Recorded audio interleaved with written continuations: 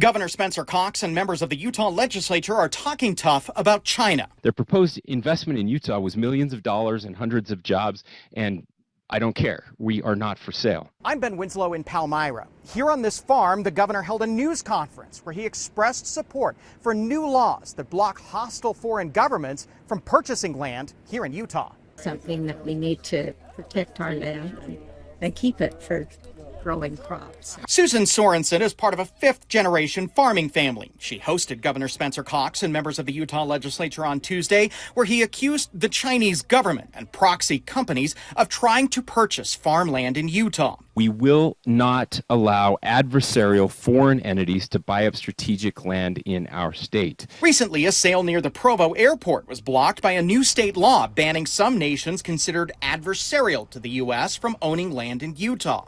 It was a company that makes airplanes and drones, the governor says, with links to the Chinese government. Not only is it working, it's the only place where it's working right now. We are the first state to do this. Representative Candace Perucci sponsored that law. It's exciting to see that we stopped a transaction from happening right by the Provo airport, and that's a direct result of the law. Utah's laws don't stop there. They require restricted nations that do own land to sell it.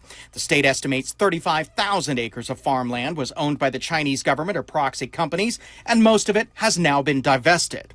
The Utah legislature also has passed laws blocking land purchases near military installations, even blocking food delivery services from sensitive sites in the name of national security. Utah sits at the nexus of national security with all of the entities that we have, the Proving Ground, 19th Special Forces Group, 47G, we've got the 300th Intel unit here, NSA Utah, Hill Air Force Base.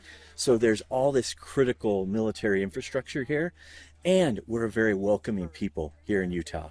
And so it makes it really ripe for foreign influence to try and come into this area. But Utah also engages in trade with nations like China. So will this impact that? The governor had this to say. My message is we want to be partners with you, but until you start acting the way that allies and friends should act, that's an impossibility. Again, the impetus is on them. The weight is on them to change the way they're doing business. While the governor and the legislature are very happy with how these laws have worked, they're not done yet. Representative Perucci tells me she's planning even more legislation. Obviously, water is a critical resource, and so that's something we're going to be doing an assessment on the vulnerabilities that we have in our water system. In Palmyra, Ben Winslow, Fox 13 News, Utah.